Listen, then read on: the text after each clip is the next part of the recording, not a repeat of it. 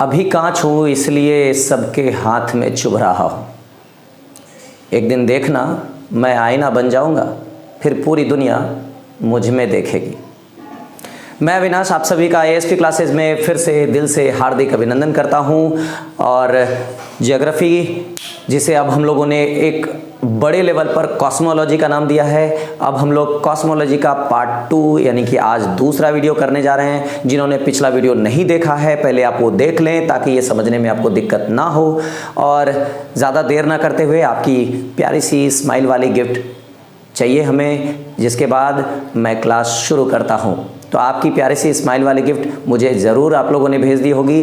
तो उसी के साथ शुरू करता हूँ आज का ये टॉपिक, कॉस्मोलॉजी, ब्रह्मांड विज्ञान, यानी कि ज्योग्राफी से कहीं ज़्यादा बड़ा, इतना बड़ा, इतना बड़ा, इतना बड़ा कि हमारे मन में भी ना समाए, इतना बड़ा। तो हम लोग आज इस सेशन में ये देखने वाले हैं कि पहली बात तो ये ब्रह्मांड है क्या, इसकी उत्पत्ति के बारे में किस तरह की अवधारणाएं हैं, कौन सी अवधारणा को मान्यता मिली है, किसके द्वारा कौन सी अवधारणा दी गई है, और फिर छोटा सा लेवल लगा करके ये भी देखेंगे ये कितना बड़ा है और ये हमारे मन में क्यों नहीं समा सकता। तो ज़्यादा देर ना करते हुए स्टार्ट करते हैं आज का ये सेशन। तो सबसे पहले तो हम लोग एक शब्द है ये ब्रह्मांड, यानी कि यूनिवर्स, यानी कि कॉस्मोस, ये क्या होता है ब्रह्मांड। अब पहली बात तो ब्रह्मांड का मतलब है हर चीज़, एवरीथिंग, मतलब कुछ भी ऐसा नहीं जो हम इमेजिन करें और वो उसमें ना आए, यानी कि हर वो चीज़ जो हमें दिखाई देती है और जो हमें दिखाई नहीं भी देती है, अर्थात जितने भी बॉडीज हो सकते हैं, मतलब सभी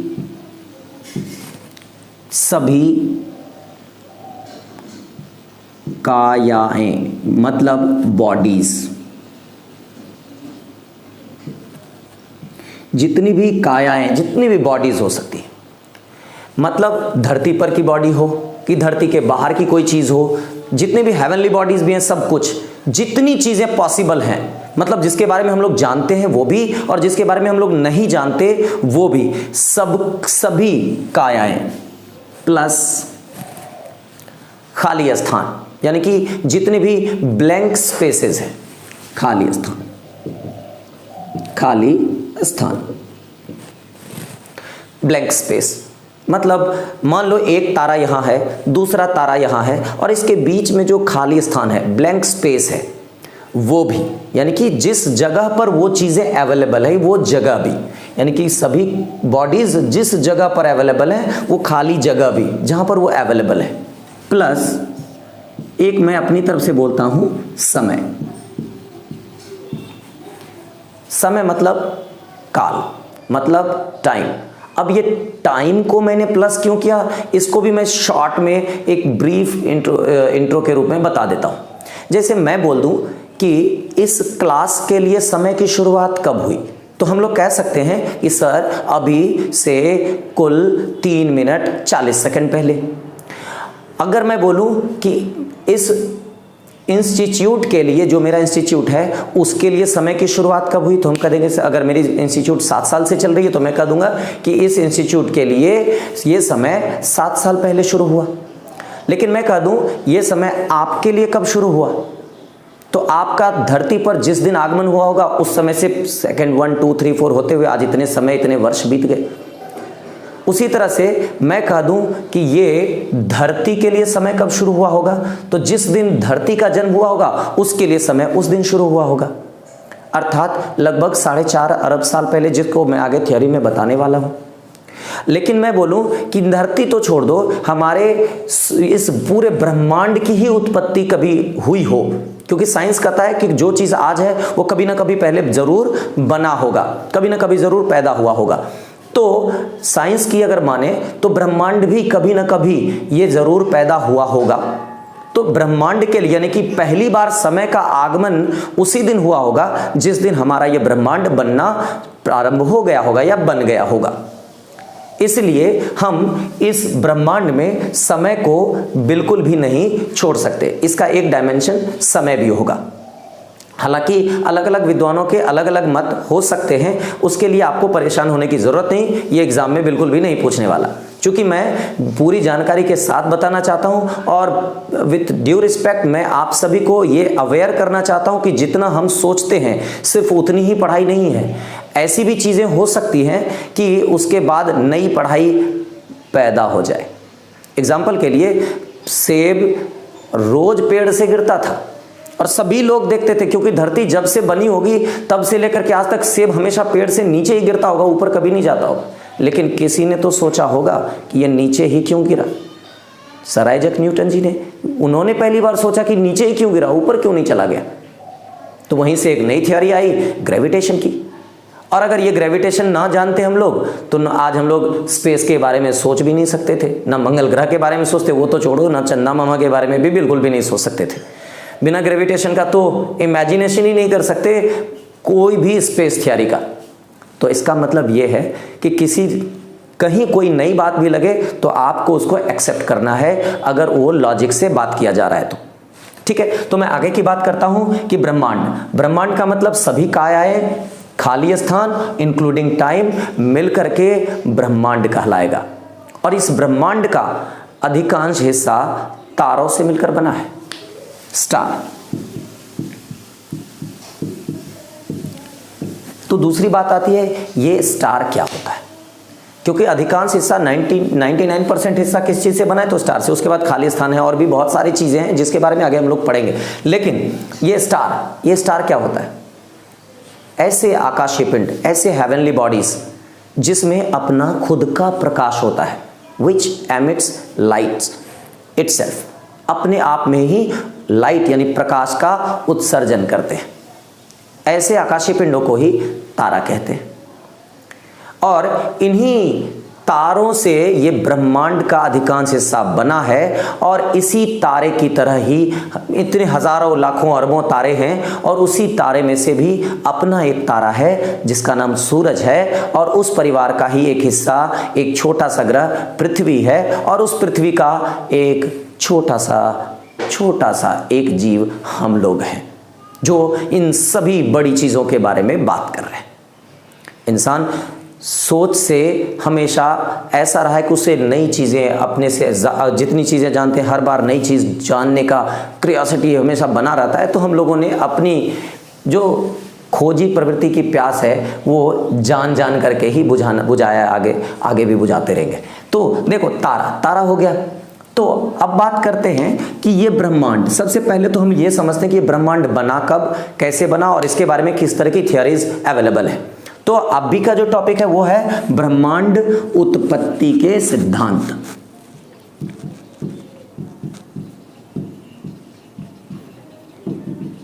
वो अच्छे से पढ़ लो, नोट्स बनाते चले जाना।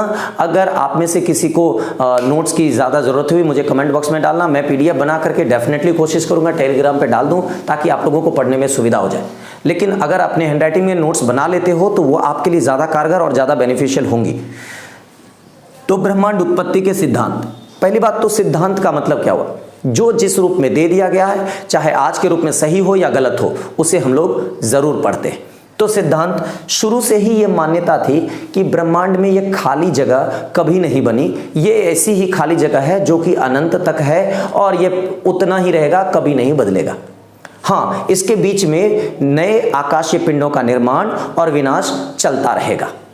अर्थात इस बीच में जितने भी ब्रह्मांडीय पिंड हैं वो बनेंगे और खत्म हो जाएंगे, लेकिन इस पूरे ब्रह्मांड का जो वॉल्यूम है ऑलवेज रिमेन्स कांस्टेंट, हमेशा ये कांस्टेंट रहेगा। इस सिद्धांत को स्थिर अवस्था सिद्धांत के नाम से जाना गया। इस सिद्धांत को किस नाम से जाना गया? स्थिर अवस्था सिद्धांत के नाम से जाना गया। स्थिर अवस्था सिद्धांत, अंग्रेजी में से द स्टडी स्टेट थ्योरी के नाम से जानते हैं। द स्टडी स्टेट थ्योरी के नाम से जाना गया। और इस थ्योरी को देने वाले दो महान वैज्ञानिक का नाम है सर थॉमस गोल्ड और हमेन बॉन्डी। पिछले आप लोगों को याद होगा कि पिछले वीडियो में मैंने यहाँ पर बहुत सारे वैज्ञानिकों का नाम लिखा था और उन्होंने अपना अपना क्या योगदान दिया था उसके ऊपर चर्चा किया था। तो अगले नाम के रूप में आप चाहो तो ये भी जोड़ सकते हो कि थॉमस गोल्ड और हर्मन बॉन्डी के द्वारा क्या दिया गया सिद्धांत था, ब्रह्मांड सब दिन से वॉल्यूम में यानी आयतन में इतना ही बड़ा था, इस बीच में चीजों के निर्माण और विनाश की प्रक्रिया चलती रही, इसलिए आज इस सिद्धांत को बहुत ज़्यादा मान्यता नहीं दी जाती, क्योंकि आज साइंस कहता है कि चीज़ें जो आज बनी हैं, जो आज हैं, वो कभी ना कभी बनी ज़रूर होगी। तो इस सिद्धांत के बारे में सिर्फ आपको इतना ही फिलहाल जानना है, क्योंकि देखो यूपीएससी की क्लास होगी तो ये और ज़्यादा विस्तृत हो जाएगा। तो हर एग्ज़ाम का लेवल अलग अलग होता है। तो अभी जितना ज़रूरत है वो ये है, लेकिन मैं प्रॉमिस करता हूं कि आगे आने वाले समय में आपके लिए इससे भी ज़्यादा डिटेल वीडियो लेकर के ज़रूर आऊँगा, जिसमें अगर आप यूपीएससी की भी तैयारी कर रहे हो, मेंस की भी तैयारी कर रहे हो, तो भी आपको मदद ज़रूर मिले। लेकिन अभी आपको इतना जानना है कि स्थिर अवस्था सिद्धांत, पहला ब्रह्मांड का उत्पत्ति का एक सिद्धांत कौन सा है? स्थिर अवस्था सिद्धांत, जिसको स्टडी स्टेट थ्योरी के नाम से जानते हैं, और इसके प्रतिपादक कौन थे? थॉमस गोल्ड और हर्मन बॉन्डी। और इस सिद्धांत के अनुसार ब्रह्मांड का आयतन नियत था, नियत है, नियत ही रहेगा, और इस बीच में आकाशीय पिंडों का निर्माण और विनाश चलता रहेगा। हालांकि ये थ्योरी जब ज्यादा नहीं मानी जाती है। एक दूसरी थ्योरी, इससे पहले मैं ये थ्योरी बताऊं, चूंकि मोस्ट एक्सेप्टेड थ्योरी यही है। हालांकि आप लोगों ने गेस कर लिया होगा कि मैं किस थ्योरी की बात करने वाला हूं। जी हां, वही महाविस्फोट का सिद्धांत, द बिग बैंग थ्योरी। लेकिन इससे पहले मैं वो थ्योरी बताऊं, मैं छोटी सी बात कहूंगा। बात क्या कहूँगा कि पिछले क्लास में हमने पढ़ा था कि सन 1829 में एडविन पॉवेल हबल ने ये बतलाया कि ब्रह्मांड के जितनी भी आकाशगंगाएं हैं वो एक दूसरे से दूर भागी जा रही हैं, वो फैल रहा है, मतलब दूर चली जा रही हैं।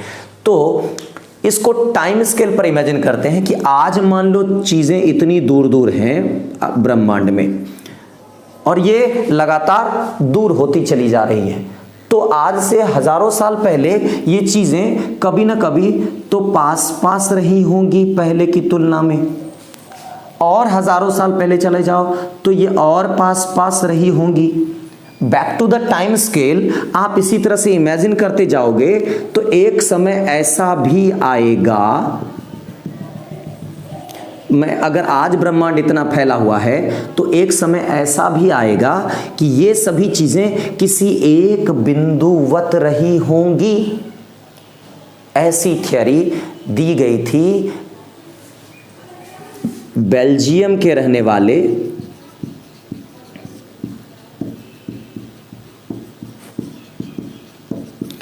उनका नाम था एब जॉर्ज लेमेंटेरे। उनका नाम था एब जॉर्ज लेमेंटेरे।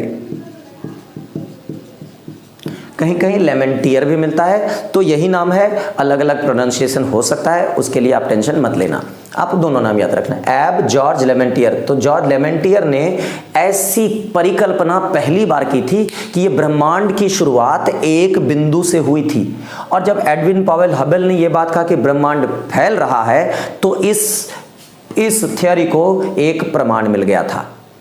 जब उन्होंने ये साबित कर दिया कि ब्रह्मांड की चीजें एक दूसरे से दूर भागती जा रही हैं और गति के दूर जाने के क्रम में इनकी गति भी लगातार बढ़ती जा रही है, और आइजैक एसिमोव ने यह भी कहा था कि बढ़ते बढ़ते ये गति एक दिन प्रकाश की इतनी हो जाएगी और ब्रह्मांड हमें आंखों से दिखाई देना बंद हो जाएगा, इतनी गति से वो चली जाएगी, सामने से गुजर रही होगी चीजें, तो ब्रह्मांड इनविजिबल हो जाएगा। ऐसी थ्योरी भी आई थी, लेकिन इसी सत्यता या असत्यता के ऊपर बहस करना ही नहीं है, क्योंकि ये जब होगा तब पता चलेगा कि ये होगा या नहीं होगा। ठीक है, तो ब्रह्मांड की, तो एडविन पॉवेल कहेगा कि इस थ्योरी का यानी कि महाविस्फोट सिद्धांत का पहली बार प्रमाण किसने दिया? तो एडविन पॉवेल हबल ने दिया था। लेकिन इस थ्योरी के बारे में पहली बार चर्चा किसने की, यानी इसके जन्मदाता कौन थे? तो आप कहोगे एब जॉर्ज लेमेंटेरे, ये बेल्जियम के रहने वाले थे। तो इस सिद्धांत में ऐसा क्या था? तो इस सिद्धांत को आज के दौर में जब इलेबोरेट करने की बारी आई तो इसे इलेबोरेट किया गया इस रूप में। मैं इसको ऊपर मिटा देता हूं ताकि मैं आपको डिटेल में समझा सकूं।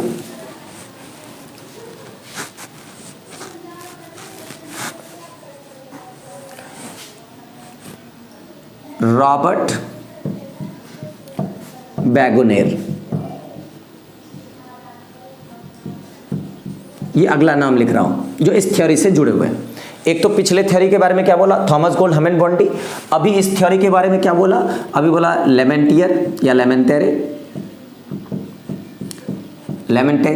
एब जॉर्ज, और ये सिद्धांत है महाविस्फोट या सिद्धांत, द बिग बैंग थियरी।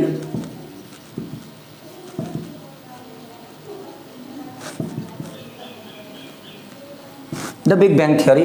तो इसके प्रतिपादक एब जॉर्ज लेमेंटेरे, और इसका पहला प्रमाण जो दिया था हबल साहब ने दिया था। पिछले वीडियो में भी मैंने बोला था इनका नाम एडविन पॉवेल हबल, इनके नाम से ही हबल टेलीस्कोप स्थापित किया गया है। और मैंने पिछले वीडियो में एक सवाल पूछा था कि हबल टेलीस्कोप रिटायर होने वाला है और उसकी जगह पे नए टेलीस्कोप जो आ रहा है उसका क्या नाम है। तो केवल एक बच्चे का अब तक मुझे उत्तर मिला है जो कि बिल्कुल सही है। एक नया टेलीस्कोप जो है उसका नाम है जेम्स वेब टेलीस्कोप। नासा इसे अगले साल तक उस जगह पृथ्वी की बाहरी कक्षा में स्थापित कर देगा। इसके बारे में डिटेल जानकारी आप बिल्कुल गूगल करके जरूर देखिए, उसकी तस्वीरें भी दिखेंगी और उसके फीचर्स भी दिखेंगे। तो आशा करता हूं आप लोगों को आपको पिछले वीडियो का जवाब भी मिल गया होगा।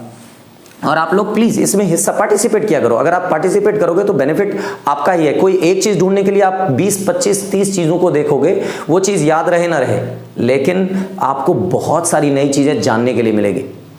तो उम्मीद करता हूं आगे के इस वीडियो में भी, आगे के वीडियो में जब भी मैं कमेंट बॉक्स में कोई जवाब देने बोलूं तो जरूर करोगे और किताब जरूर पलटोगे, उससे आपका फायदा है। तो आप स्माइल करते रहो और गिफ्ट भेजते रहो स्माइल वाली, ताकि मैं आगे पढ़ाता रहूं।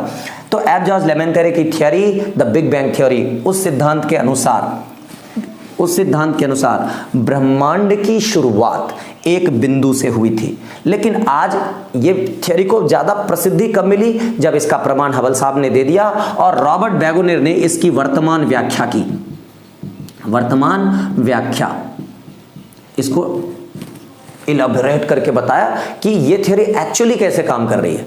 तो वर्तमान में जब इसको पूरी जानकारी को कंप्यूटर में डाल के फीड करके एजम्पशन किया गया तो पता चला कि जिस स्पीड से आज ब्रह्मांड फैल रहा है, अगर इसे धीरे धीरे बैक में टाइम स्केल पे पीछे जाएं तो ये एक बिंदुवत रहेगा और इसमें कुल 13.7 अरब साल लगे हैं। यानी ब्रह्मांड आज जितना फैला है इतना फैलने में अरब वर्ष।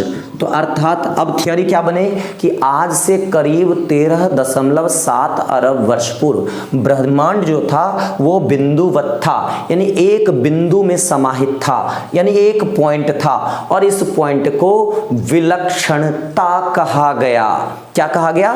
विलक्षणता। मैं लिख देता हूं, विलक्षणता। कहते ना ये बच्चा बड़ा ही विलक्षण है, मतलब क्या, इसके समान दूसरा कुछ नहीं, यानी कि इस पॉइंट के जैसा दूसरा कुछ भी नहीं, इसे विलक्षणता कहा गया। और इसे अंग्रेजी में सिंगुलैरिटी कहा गया। क्या कहा गया? सिंगुलैरिटी। सिंगुलैरिटी कहा गया, यानी कि ब्रह्मांड की शुरुआत एक सिंगुलैरिटी पॉइंट से हुई थी, ऐसा बिग बैंग थ्योरी में कहा गया है। और इसके अनुसार ब्रह्मांड 13.7 अरब साल पहले इस सिंगुलैरिटी पॉइंट के बाद एक महा विस्फोट हुआ और 1 सेकंड के करोड़वें हिस्से में यह बिंदु अपना अस्तित्व खोकर ब्लास्ट कर गया, बैंग कर गया, और उसके बाद ब्रह्मांड फैल गया और आज तक फैलता चला जा रहा है। तो ये बिंदु की खासियत क्या रही होगी? जब आज ब्रह्मांड में इतने गर्म तारे हैं, इतनी डेंस घनत्व वाली चीजें हैं, तो क्या ये बहुत गर्म नहीं होगा? तो इस सिंगुलैरिटी पॉइंट के बारे में क्या कहा गया? इसका घनत्व यानी कि डेंसिटी वो क्या था? इनफाइनाइट था, यानी कि अनंत घनत्व था। यानी उस पॉइंट का घनत्व क्या था? अनंत था। इसका तापमान यानी टेम्परेचर कितना रहा होगा? वो भी अनंत था। और इसका आकार जो रहा होगा, आकार वो एकदम सूक्ष्म था, यानी कि एक परमाणु से भी कहीं छोटा आकार, और इसी वजह से यह पॉइंट स्टेबल नहीं रह सका और इसमें एक भयानक विस्फोट हुआ। हालांकि 2010 में इसे साबित करने का प्रयास भी किया गया, फिर उसमें गॉड पार्टिकल आएगा, बोसोन, हिग्स बोसोन आएगा। इसके ऊपर हम लोग केमिस्ट्री की क्लास में भी चर्चा करेंगे। अगर ये मैंने कहा ना कि मैं कभी ज़रूर डिटेल्ड वीडियो बनाऊंगा, उस पर मैं अच्छे से समझाऊंगा कि एक्चुअली कैसे काम कर रहा था और किस तरह के प्रयोग हुए थे। अभी फिलहाल ये जान लो कि आकार इसका अत्यंत सूक्ष्म था, तापमान अनंत, घनत्व अनंत था और इसी वजह से यह पॉइंट स्टेबल नहीं रह सका और इसमें एक ब्लास्ट हो गया, सिंगुलैरिटी पॉइंट फैल गया। इससे पहले तक, अकॉर्डिंग टू दिस थियरी, इससे पहले तक ना कोई जगह था, ना कोई स्पेस था, ना ही कोई ब्लैंक स्पेस, ना ही कोई पिंड था, कुछ भी नहीं था, नथिंग, एक परमाणु भी नहीं था। यहीं से कहानी शुरू ही हुई, करीब 13.7 और उसके बाद अन्य पदार्थों का निर्माण, और यहीं से 1 सेकंड 2 सेकंड समय बीतते बीतते आज 13.7 अरब वर्ष बीत चुके हैं। तो अब हम लोग इस थियरी को क्या किस तरह से एक लाइन में, सिंगल लाइन में बता सकते हैं, तो बोलेंगे कि आज का सबसे मान्य सिद्धांत महाविस्फोट का सिद्धांत है, द बिग बैंग थ्योरी है। और इस थ्योरी को देने वाले एब जॉर्ज लेमेंटियरे, जो कि बेल्जियम के रहने वाले थे, इन्होंने पहली बार इसकी परिकल्पना की।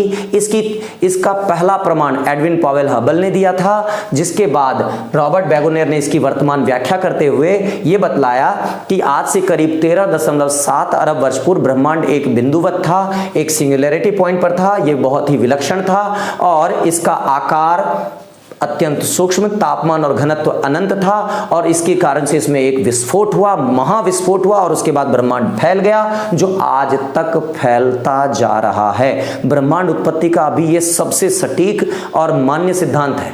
हालांकि कुछ विद्वान और कुछ स्टूडेंट्स भी या मेरे जैसे कुछ टीचर्स भी ये सोचते हैं कि ठीक है, यहाँ से पहले कोई स्पेस भी नहीं था, कुछ भी नहीं था, टाइम भी नहीं था, तो ये बिंदु कहाँ था? इसका जवाब आज भी हमारे पास नहीं है। ब्रह्मांड के बहुत सारे ऐसे गूढ़ रहस्य हैं जो आज भी हम लोग नहीं जानते। भविष्य में ये विकासशील विज्ञान हमें क्या क्या जानकारी देता है, किस किन चीज़ों में विकास करता है, ये तो समय आने पर पता चलेगा। तो फिर हम लोग इस थियरी को अच्छे से समझ चुके हैं और आप लोग, मैंने इतनी बार बोला, वीडियो को पॉज करके अपनी नोटबुक में अच्छे से ज़रूर लिख लेना। नोटबुक में लिखने से आप फ्यूचर में रिवाइज करने में सुविधा होगी। हालांकि आप लोगों को अब इतना समझदार हो गए, ये सब चीज़ें, छोटी छोटी चीज़ें समझाने की ज़रूरत है क्या? आप ये सब खुद ही करो, अपने लिए करो, मेरे लिए नहीं करना है, अपने लिए करना है। और मुझसे जिस तरह की डिमांड हो कमेंट बॉक्स में डालो, मैं अगली वीडियो में वो सारी डिमांड पूरी करने का पूरा प्रयास करूँगा। बस प्यार बनाए रखना। मैं आप लोगों का साथ अभी बहुत लंबे समय तक चाहता हूँ कि मेरे जीते जी भी और मेरे धरती छोड़ के जाने के बाद भी ये ब्रह्मांड तो रहेगा और आप सब लोग, फिर आपके बाद वाले लोग, ये भी हमेशा रहेंगे। ये मुझे हमेशा याद रखें। यही आप लोगों के द्वारा दिया गया मेरा सबसे प्यारा गिफ्ट होगा। तो प्यार बनाए रखिए और आगे की क्लास करते रहिए। अभी क्लास खत्म हुई है, जाना मत यार। मैं बीच बीच में इमोशनल हो जाता हूँ, तो वो आपसे भावनाओं को व्यक्त तो करूँगा ही, तो कर रहा हूँ। तो हम लोग आगे की बात करते हैं। आगे की बात यही है कि और भी थियरीज़ हैं और इतनी सारी थियरीज़ हैं कि अगर मैं पढ़ाने लगूँ या आप पढ़ने लगो तो बहुत सारी बातें हो जाएंगी। तो जो हमें नहीं पढ़ना उसको फिलहाल छोड़ देते हैं, आने वाले वीडियोज़ में ज़रूर बताऊँगा। जैसे कि एक ने कहा कि ठीक है, बिग बैंग तो हुआ, समझ में आया, लेकिन जैसे मेले में हम लोग खेलते हैं वो रबड़ वाली बॉल से, तो बॉल को फेंका, वो गया, तो उसका गुरुत्वाकर्षण कभी यानी पावर खत्म हुआ तो वो वापस भी आता है। तो एक दिन ये वापस आ जाएगा और वापस क्या आएगा? तो आज ब्रह्मांड इतना फैला है तो धीरे धीरे एक दिन इसका ग्रेविटेशन फोर्स कम होगा, तो एक समय के बाद ये क्या होगा? ये फिर रिवर्ट बैक वापस आएगा और होते होते ये रिवर्ट में सिंगुलैरिटी पॉइंट पर आ जाएगा और फिर फैलेगा, फिर सिकुड़ेगा। ये दोलन यानी ऑसिलेशन चलता रहेगा। तो ऑसिलेटिंग यूनिवर्स थ्योरी यानी कि ब्रह्मांडीय दोलन का सिद्धांत भी आया। इसके प्रतिपादक एलन संडेज, मैं फिलहाल बता देता हूं, एल.एन. संडेज, संडे मंडे से याद रखना यार, एल.एन. संडेज। इन्होंने क्या बोल दिया? ब्रह्मांडीय दोलन का सिद्धांत। बहुत सारे सिद्धांत है, एग्जॉटिक थ्योरीज हैं, कुछ दैवीय सिद्धांत भी हैं, है ना, कुछ कंप्यूटर सिमुलेशन वाली बातें भी है, सिमुलेशन थ्योरी भी आएगी, है ना, मेम्ब्रेन थ्योरी आएगी, झिल्ली वाला मेम्ब्रेन नहीं, ये दूसरा होगा। लेकिन हम लोग अभी इतने डीप लेवल पे पढ़ने की बिल्कुल भी ज़रूरत नहीं है। जितनी ज़रूरत है एग्ज़ाम पास करनी है, नॉलेज भी आना है, दोनों काम साथ साथ हो जाए। हम लोग इस तरह से पढ़ेंगे तो टेंशन नहीं लेना, मैं हूँ तो क्या गम है प्यारे।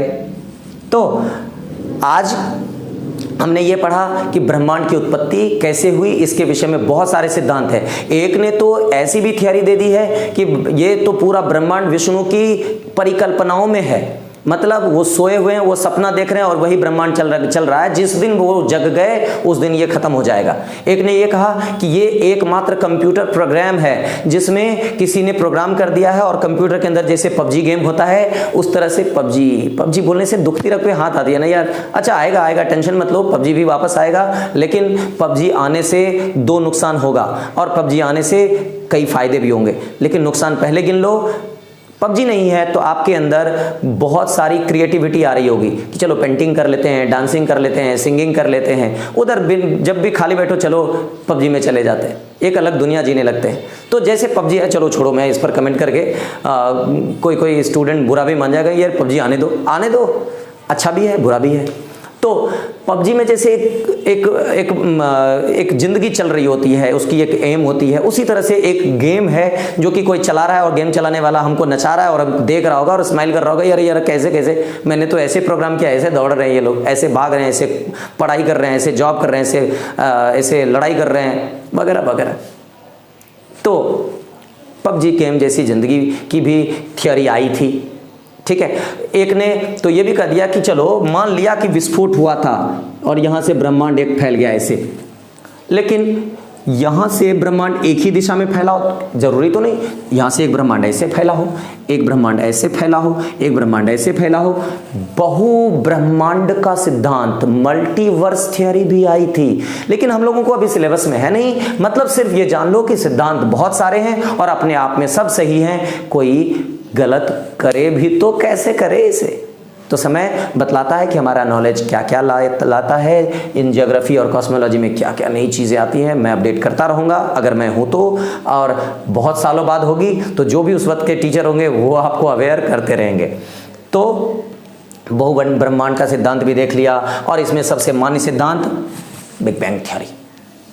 तो आशा करता हूँ आप लोग ये समझ गए होंगे कि ब्रह्मांड भी कभी ना कभी बना था। तो अगले क्लास जो हमारी होगी उसमें हम लोग क्या पढ़ेंगे। अब ब्रह्मांड के अंदर बहुत सारे पिंड होंगे, जैसे कि एक तारा हो गया, बहुत सारे तारे मिल जाएंगे तो गैलेक्सी कहलाएगी, और बहुत सारी गैलेक्सी मिल जाएगी तो क्लस्टर ऑफ गैलेक्सी बनेगी, बहुत सारी क्लस्टर ऑफ गैलेक्सीज मिल जाएंगी तो सुपर क्लस्टर बनेगा। यानी कि अभी तक के सेंस में देखा जाए तो सबसे बड़ा चीज हमारे लिए सुपर क्लस्टर होगा। तो हम लोग स्टार्ट करेंगे उस पॉइंट से कि हम लोग कहाँ हैं, तो एक धरती पर है। तो हम लोग ऐसे तो भारत में हैं, तो भारत कहाँ है तो धरती पर है, या एशिया में है, एशिया कहाँ है तो धरती पर है, धरती कहाँ है तो सौरमंडल में है, सौरमंडल कहाँ है तो ये आकाशगंगा मंदाकिनी या मिल्की वे गैलेक्सी में है। और मिल्की वे गैलेक्सी कहाँ है तो ये एक लाइनेकिया सुपर क्लस्टर में आता है। हमारे लाइनेकिया सुपर क्लस्टर के बाहर कोई सुपर क्लस्टर हो तो जी हाँ, हमारे भारतीय छात्रों ने ही खोजा है, बेंगलोर वालों ने, उनका नाम सरस्वती सुपर क्लस्टर रखा गया है। तो हम लोग इसकी एक छोटी सी अगली वीडियो में करने, मैं अभी कर देता हूँ, एक छोटी सी झलक दिखाता हूँ। मैंने जैसा कि वीडियो के शुरू में ही प्रॉमिस कर दिया था कि एक छोटा डिटेल में बताऊंगा कि ये कितना बड़ा हो सकता है। तो देख लो कितना बड़ा हो सकता है। आप अंदाज़ा लगा लो कि हमारी पृथ्वी इतनी बड़ी है, इस पर हम लोग रहते हैं। हमारी पृथ्वी जैसी 13 लाख पृथ्वी मिला दो, हमारी पृथ्वी जैसी 13 लाख पृथ्वी मिला दो। मतलब पृथ्वी की को एक शीशे का कंचा समझ लो, गोली समझ लो, तो उसको एक बड़े से जार में भरना शुरू कर दो और 13 लाख गोले कंचे उसमें भर दोगे, तब जाकर के जितनी बड़ी चीज बनेगी वो एक सूर्य होगा हमारा। यानी कि सूर्य इतना विशालकाय है कि उसमें हमारी 13 लाख पृथ्वियां समा सकती है। अब इसके बारे में तारे और सूरज और पृथ्वी के बारे में डिटेल में पढ़ाऊंगा, अभी सिर्फ आकार की परिकल्पना कर लो तो 13 लाख पृथ्वी। और पृथ्वी नहीं, पृथ्वी के अलावा और भी जो अन्य 7 ग्रह हैं, यानी बुध शुक्र पृथ्वी, यानी टोटल जो 8 ग्रह हैं, फिर बुध शुक्र पृथ्वी मंगल बृहस्पति शनि अरुण वरुण, अर्थात mercury, Venus, earth, Mars, Jupiter, Saturn, Uranus and Neptune, ये सभी को भी मिला दो तो भी इसका 1% भी नहीं होगा। यानी कि अगर मान लो पूरा इंटायर सौर मंडल, पूरा सौर परिवार मिलके अगर 100 केजी मास का है तो उसमें से 99.9 केजी सिर्फ अकेले सूरज है, बाकी 0.1% में ही पूरी की पूरे सभी ग्रह, सभी उपग्रह, सभी अन्य छोटे बड़े बहुत सारे क्षुद्र ग्रह, यानी कि जिसको एस्ट्रॉयड बोलते हैं, धूमकेतु यानी कॉमेट्स बोलते हैं, सभी के सभी समझ आएंगे। मतलब ये कि सूर्य बहुत बड़ा है, हमारे लिए तो बहुत बड़ा है, और इसकी बहुत सारे फीचर्स आगे भी पढ़ेंगे। थोड़ा सा और देख लेते हैं, और क्या देख लेते हैं। तो इसमें मज़ेदार बात क्या है कि जब सूरज इतना बड़ा है तो सूरज किसी न किसी परिवार का हिस्सा होगा, बिल्कुल होगा। सूरज जिस परिवार का हिस्सा है, मैंने अभी जस्ट कहा था कि तारों का समूह मंदाकिनी या गैलेक्सी कहलाता है, तो सूरज जिस परिवार का सदस्य है उसे आकाश गंगा नाम दिया गया है। आकाश गंगा मंदाकिनी, अंग्रेजी में से मिल्की वे कहा जाता है, मिल्की वे या दुग्ध मेखला गैलेक्सी कहा जाता है, मिल्की वे गैलेक्सी कहा जाता है। और इसे मैंने पिछले वीडियो में भी कहा था कि इसे सबसे पहली बार गैलीलियो ने देखा था, मिल्की वे गैलेक्सी को।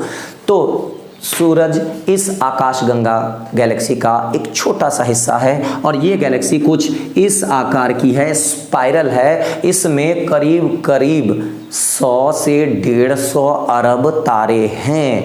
अब कहोगे सर सूरज तो इतना बड़ा है तो इसका कोई ना कोई स्पेशल तारा होगा, ये बहुत बड़ा होगा। जी नहीं, sun is a ordinary star of Milky Way galaxy, एक सामान्य सा तारा है, कोई विशाल या स्पेशल तारा नहीं है। इससे हजारों गुना बड़े बड़े तारे इस जगह पर अवेलेबल हैं, और लगभग 100 अरब तारे औसतन एक गैलेक्सी में होते हैं। किसी में 1000 अरब भी हो सकते हैं, लेकिन औसतन 100 अरब तारे होते हैं। तो औसतन 100 अरब तारे मतलब इसमें खाली तारा भरा हुआ होगा सर जी? जी हाँ, तब तो सर जी इस तारे से हजारों गुना बड़े बड़े तारे हैं, और 100 अरब तारे हैं, और तारे बगल बगल में भी नहीं होते हैं, दूर दूर होते हैं। तो मतलब ये तो बहुत विशालकाय होगा, बिल्कुल बहुत विशालकाय होगा। आपको आगे के समय में बिल्कुल बताऊंगा कि हमारी पृथ्वी को सन के चारों तरफ घूमने में, सन यहाँ है, इसके चारों तरफ घूमने में 365 दिन लगते हैं, ठीक है। और ये करीब 1610 किलोमीटर प्रति घंटा की रफ्तार से सन के अराउंड घूम रही है, तब भी 365 दिन लग जाते हैं। आप इमेजिन करो कि सन यहां पर अस्थिर होगा, नहीं, सन भी अपने मिल्की वे गैलेक्सी के सेंटर के चारों ओर चक्कर मारता है 25 करोड़ वर्ष में। कितने टाइम में? 25 करोड़ वर्ष में। इसे 1 कॉस्मोस ईयर कहा जाता है, ब्रह्मांडीय वर्ष कहा जाता है। कोई भी ग्रह जितने समय में सूर्य का चक्कर मारती है उस ग्रह के लिए 1 वर्ष वही होता है। उसी तरह से सूर्य अगर इस मिल्की वे गैलेक्सी का एक चक्कर 25 करोड़ साल में मारता है तो ब्रह्मांडीय वर्ष यानी सूर्य के लिए 1 वर्ष 25 करोड़ का होगा। 25 करोड़ वर्ष हमारे यहाँ बीतेगा तो उसका 1 वर्ष माना जाएगा। और अब तक सूर्य 30 चक्कर पूरे कर चुका है, यानी अपने साल के हिसाब से वो केवल 30 वर्ष का है। आधी उम्र जी चुका है, आधी उम्र उसे और जीनी है। तो कैसे वो मरेगा, क्यों मरेगा, क्या होगा उसके बाद, ये सब परिकल्पना हम लोग आगे की क्लासेस में जरूर करेंगे। तो आप कहोगे सर 25 करोड़ साल लगता होगा तो धीरे धीरे चलता होगा। जी नहीं, लगभग 250 किलोमीटर प्रति सेकंड की रफ्तार से पूरा सोलर सिस्टम, पूरा सौर परिवार इंक्लूडिंग सभी ग्रह उपग्रह के साथ ये चक्कर मार रहा है। तब इसे इतना समय लगता है। आप अंदाजा लगा लो ये कितना बड़ा होगा। आप दूसरी तरह से अंदाजा लगा लो, हम लोग यहां से यहां जाना चाहें तो कितना टाइम लगेगा, कितना दूर होगा ये बउआ। तारों के बीच की दूरी हमेशा लाइट ईयर यानी प्रकाश वर्ष में मापी जाती है। प्रकाश वर्ष वह दूरी होती है जिसे प्रकाश अपनी नियत चाल से 1 वर्ष में तय करता है, और प्रकाश 1 सेकंड में ही 3 लाख किलोमीटर चला जाता है। 1 सेकंड में 3 लाख किलोमीटर लगभग चला जाता है। तो एक वर्ष में, पहली बात तो एक सेकंड में इतना, तो एक मिनट में 3 लाख गुना 60, एक घंटे में गुना और 60, एक दिन में गुना और 24, एक साल में गुना और 365। एक्यूरेट कैलकुलेशन कर लो तो ये कितना आता है, ये आएगा 9.46 इंटू 10⁻12 किलोमीटर। एक वर्ष में इतना दूरी प्रकाश तय करेगा प्रकाश की रफ्तार से। और ब्रह्मांड में सबसे तेज चलने वाली चीज, मैक्सिमम पॉसिबल स्पीड अब तक की लाइट की ही स्पीड है। अगर इस रफ्तार से जाया जाए तो एक वर्ष में प्रकाश जितना समय तय करेगा उसे एक प्रकाश वर्ष कहेंगे। जैसे सूर्य पृथ्वी से 15 करोड़ किलोमीटर दूर है, लगभग 14.96 है तो औसतन, तो इतनी दूरी को प्रकाश को तय करने में 8 मिनट और लगभग औसतन 16.5 सेकंड से 20 सेकंड के आसपास लगता है। तो 8 मिनट 20 सेकंड बचपन से पढ़ते आओ तो वही लेके चलते हैं, तो 8 मिनट 20 सेकंड में ये 15 करोड़ किलोमीटर की दूरी तय हुई। 3,84,000 किलोमीटर चंद्रमा हमसे दूर है तो उसका समय, उसकी लाइट को हम तक पहुंचने में 1.3 सेकंड लगता है। तो उसी तरह से 2 तारे अगर 4 प्रकाश वर्ष की दूरी पर है तो उसके प्रकाश को अपने तक पहुंचने में 4 साल लग जाएंगे। यानी हमारी स्पीड अगर उतनी हो तो, हमारी स्पीड तो उतनी पॉसिबल ही नहीं है, अगर हमारी स्पीड उतनी हो जाए तो उतना समय लगेगा। तो हम लोग एक सेकंड के लिए सोच के थोड़ा देखते हैं कि ये कितना दूर है। ये करीब करीब 20,000 लाइट ईयर दूर है। अगर हम लोगों को कोई मशीन ऐसी मिल जाए, यान ऐसा मिल जाए जो प्रकाश की रफ्तार से चलती हो तो भी जाए तो 20,000 साल लग जाएंगे। ये इतना बड़ा होगा, आप अंदाजा लगा लो। और इस गैलेक्सी के सबसे नजदीक की गैलेक्सी कौन सी है, तो उसका नाम है, इसके सबसे नजदीक है उसका नाम है, इससे बड़ी है वो, इससे बहुत बड़ी है। मैं जगह छोटा था तो मैंने यहाँ पर बनाया और इसका आकार ऐसा नहीं है, वो दूसरे आकार का है। लेकिन समझ लो कि एक गैलेक्सी यहाँ भी है और इसमें लगभग 1000 अरब तारे हैं और इसका नाम है देवयानी। इसको अंग्रेजी में एंड्रोमेडा कहा जाता है, एंड्रोमेडा कहा जाता है। एंड्रोमेडा गैलेक्सी जो हमारे गैलेक्सी के सबसे नजदीक की गैलेक्सी है, और जो सबसे नजदीक है उसकी दूरी इस सेंटर से इस सेंटर में 3 लाख प्रकाश वर्ष है।